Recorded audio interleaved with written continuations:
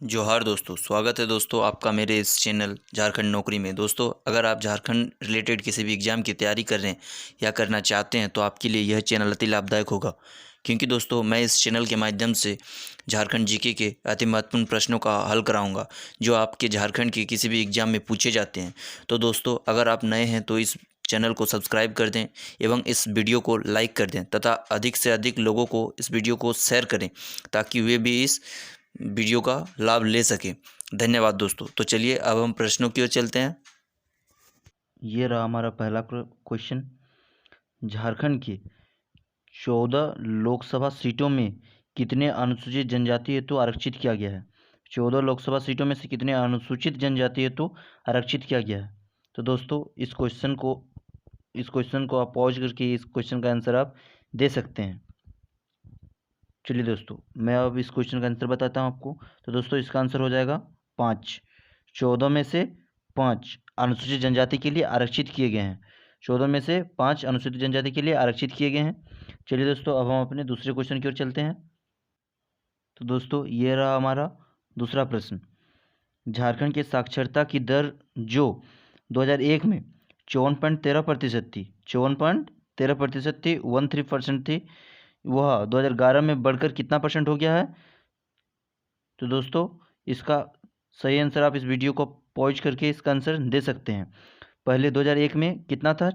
54.13%, और 2011 में बढ़कर कितना हो गया है? तो दोस्तों इसका आंसर हो जाएगा 66.4%। 66.4%। दोस्तों 2001 में कितना परसेंट था? 2001 में दोस्तों 2001 में कितना परसेंट था? 54.13%। अब यह कितना हो गया है? 66.4%। काफ़ी इजाफा हुआ दोस्तों, साक्षरता दर में काफ़ी इजाफा हुआ है। 2011 में कितना हुआ? 66.4%। 2001 में कितना है? 54.13%, 13%।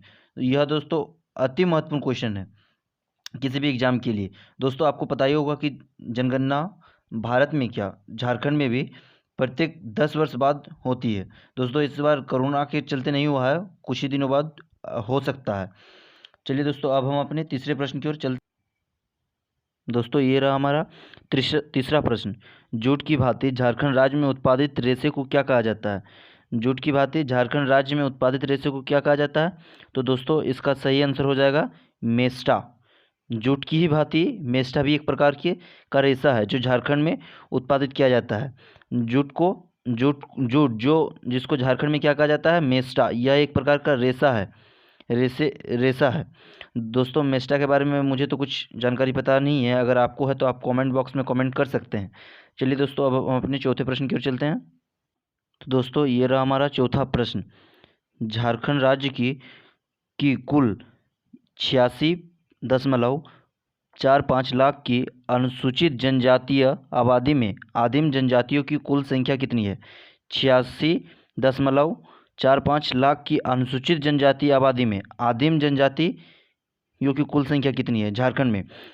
टोटल अनुसूचित जनजाति कितना है?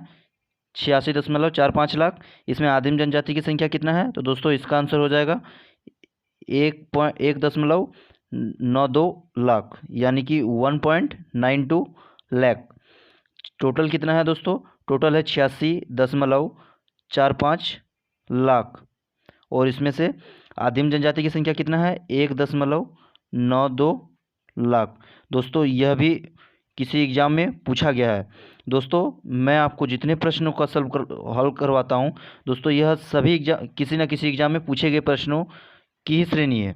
तो दोस्तों इसे आप किसी भी नोट्स बुक में उतार सकते हैं जो आपके एग्ज़ाम के लिए अति महत्वपूर्ण होगा। चलिए दोस्तों, अब हम अपने पाँचवें प्रश्न की ओर चलते हैं। ये रहा दोस्तों हमारा पाँचवा प्रश्न। झारखंड में कौन से 2 जिले पूर्णतः अनुसूचित जनजाति के लिए आरक्षित किए गए हैं? 2 जिले अनुसूचित जनजाति के लिए आरक्षित किए गए हैं। तो दोस्तों इसका आंसर आप इस वीडियो को पॉज करके भी दे सकते हैं। तो चलिए दोस्तों, अब मैं आपको इसका आंसर बताता हूं। तो दोस्तों इसका आंसर हो जाएगा सी, गुमला और लोहरदगा। 2 जिले हैं जो अनुसूचित जनजाति के लिए आरक्षित किए गए हैं। क्या क्या है? गुमला और लोहरदगा 2 जिले हैं। चलिए दोस्तों, अब हम अपने छठे प्रश्न की ओर चलते हैं। ये रहा दोस्तों हमारा छठा प्रश्न। दोस्तों प्रिंटिंग में कुछ गलत है, ये 7वां प्रश्न है, लेकिन मैंने प्रश्नों के हेरा फेरी कर दिया था, इसीलिए ये 6ठे नंबर पे आ गया। चलिए दोस्तों, इसको मैं पढ़ के सुनाता हूँ। संथाल विद्रोह कब हुआ था? तो दोस्तों इसका आंसर आप इस वीडियो को पॉज करके भी दे सकते हैं। तो दोस्तों इसका आंसर मैं आपको बताता हूँ। इसका आंसर हो जाएगा 1855। संथाल विद्रोह कब हुआ था दोस्तों? 1855। चलिए दोस्तों, मैं आपको इस विद्रोह के बारे में कुछ पॉइंट बताता हूँ। दोस्तों संथाल विद्रोह का दूसरा नाम क्या था? संथाल विद्रोह का दूसरा नाम क्या था दोस्तों? हुल विद्रोह। क्या था? हुल विद्रोह। और दोस्तों संथाल विद्रोह किसने किया था? संथाल विद्रोह किया था, संथाल विद्रोह सिद्धू और कान्हू महत्वपूर्ण कारक हैं तथा दोस्तों इसके भाई बहन भी हैं जो इस विद्रोह में भाग लिए थे। दोस्तों सिद्धू कान्हू ने यह कहाँ से, इस विद्रोह का प्रारंभ कहाँ से किया था? भगनाडी से। दोस्तों सिद्धू कान्हू ने संथाल विद्रोह का प्रारंभ कहाँ से किया था? भगनाडी से। कब किया था? 30 जून 1855 से। दोस्तों इस विद्रोह के दौरान किस कमांडर को, अंग्रेज कमांडर को हराया था? मेजर बारो को। किस कमांडर को हराया था दोस्तों? मेजर बारो को। इस विद्रोह के दौरान किस कमांडर को हराया गया था? मेजर बारो को। तथा दोस्तों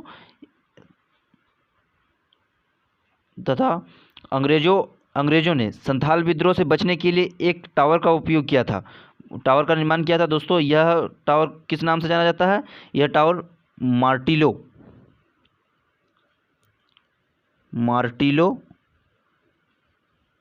टावर है। दोस्तों इस टावर का निर्माण किस लिए किया गया था? संथाल विद्रोह से बचने के लिए। चलिए दोस्तों मैं आपको इस विद्रोह के दौरान उपयोग किए गए 2 महत्वपूर्ण नारों के बारे में बताता हूं। तो पहला नारा है दोस्तों अपना देश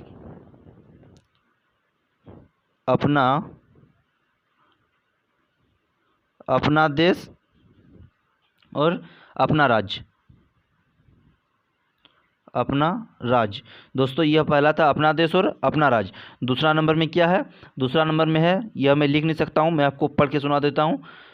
जमींदार, महाजन, पुलिस और सरकारी कर्मचारियों का नाश। पहला क्या है?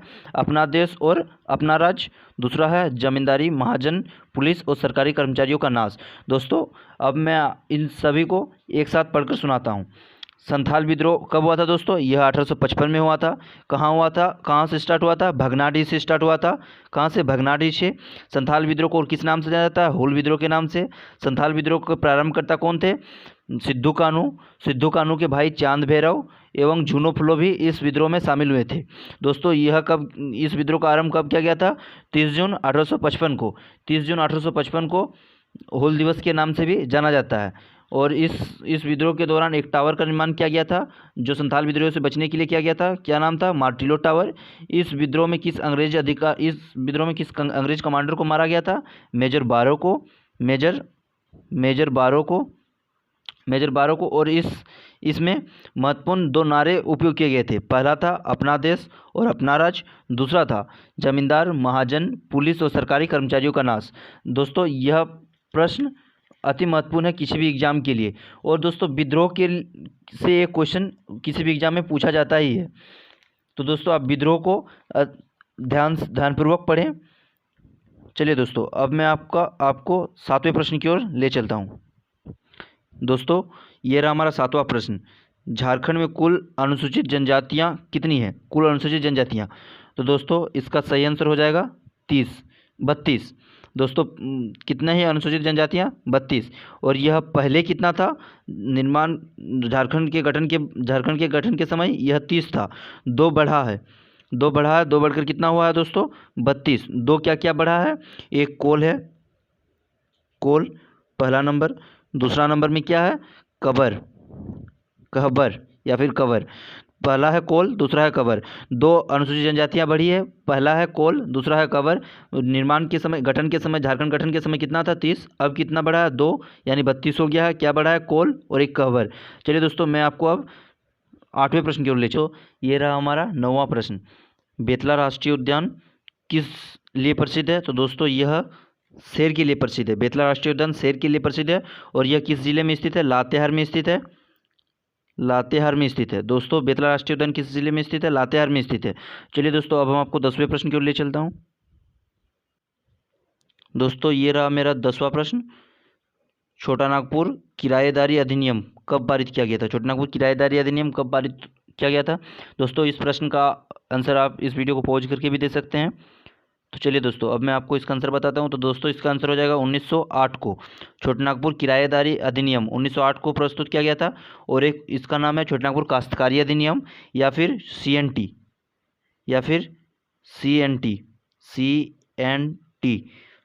छोटा नागपुर काश्तकारी अधिनियम। छोटा नागपुर काश्तकारी अधिनियम इसको CNT भी बोला जाता है। तो दोस्तों यह कब पारित किया गया था? 1908 में। 1908 में इसको कब लागू किया गया था? 11 नवंबर 1908 में। 1908 में इसको लागू किया गया था।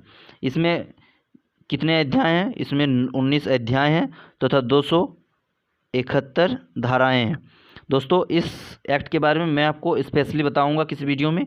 चलिए दोस्तों अब हम अपने 11वें प्रश्न की ओर चलते हैं। सॉरी दोस्तों ये रहा 10वां प्रश्न।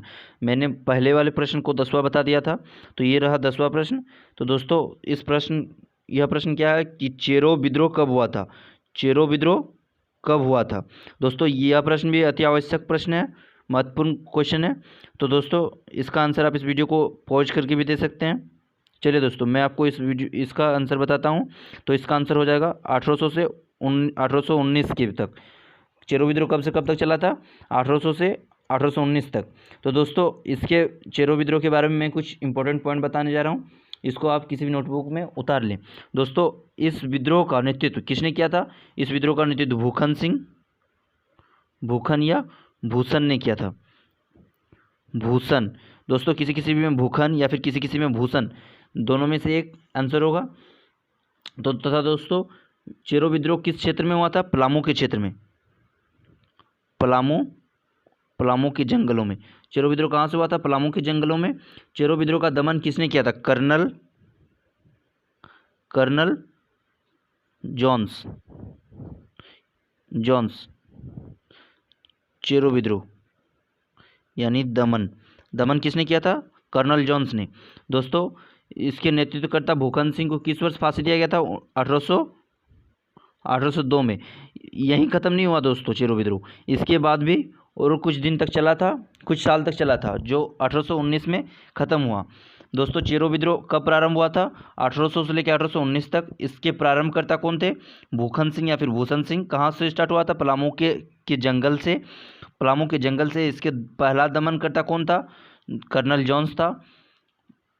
दोस्तों कर्नल जॉन्स था। चलिए दोस्तों अब मैं इस प्रश्नों का श्रृंखला यहीं ख़त्म करता हूँ। अब मिलते हैं नेक्स्ट वीडियो में। धन्यवाद।